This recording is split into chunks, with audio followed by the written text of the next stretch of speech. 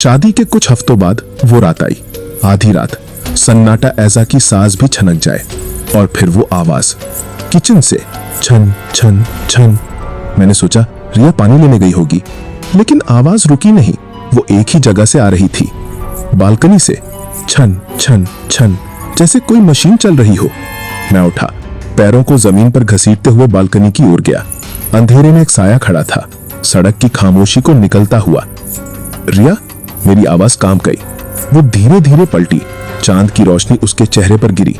चेहरा मोम सा सफेद और आंखें खाली, बिल्कुल खाली, जैसे कोई रूह ही ना हो। मेरा दिल धड़कना भूल गया। ये रिया नहीं थी। क्या हुआ?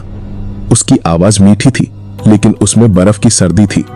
सब ठीक है? मैंने हकलाते हुए पूछा। हाँ, नींद नहीं आ रही थी। उस रात के बाद नींद मुझसे कोसों दूर हो गई। हर रात वो पायल की खनक मुझे जगा देती, कभी छत से, कभी स्टोर रूम के बंद दरवाजे से। छन छन छन। हर बार रिया वहां होती, पत्थर की मूरत सी, किसी दूसरी दुनिया में। मेरा दोस्त समीर कुछ भांप गया था, डिनर पर आया था। रिया ने हर किसी को खुश रखा, लेकिन जाते वक्त समीर ने मुझे पकड़ा। भाई, तेरी वाइफ अजीब है। क्या मतलब? वो तुझे देखती है जैसे तू उसका शिकार हो।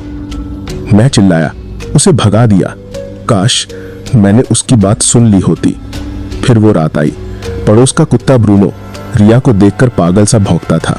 उस रात हम बालकनी में थे। ब्रूनो नीचे भौंक रहा था। रिया ने उसे घूरा। उसकी आंखों में नफरत थी और उसने फुसफुसाया, ऐसी आवाज में जो इंसानी नहीं थी। चुप हो जा, हमेशा के लिए। अगली सुबह ब्रूनो मर चुका था, बिना वजह।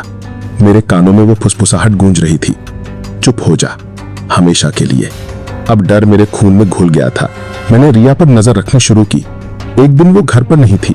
मैंने उसका कमरा खंगाला। बेड के नीचे एक पुराना लकड़ी का संदूक था।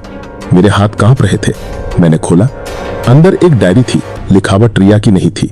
पहला पन्ना पढ़ते ही मेरी सांस रुक गई। वो डायरी अनाया की थी, 35 साल पुरानी। उसने लिखा था कि उसकी शादी एक लालची खानदान में हुई। दहेज के लिए उसे मारा गया। आखिरी पन्ने पर लिखा था, आज उन्होंने मुझे फिर मारा। मेरा पति, वो हैवान, मुझे खत्म करना चाहता है, लेकिन मैं हार नहीं मानूंगी। मेरी रूह इंसाफ लेगी। ये पायल मेरे इंतकाम की जंजीर बनेगी। मैं हर उस खानदान के चिराग को बुझा दूंगी जिसने मुझे मारा। मैं आऊंगी। पन्ने इसके बाद खाली थे।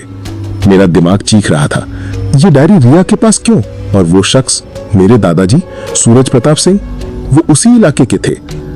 नहीं, ये इत्तेफाक नहीं हो सकता। मैंने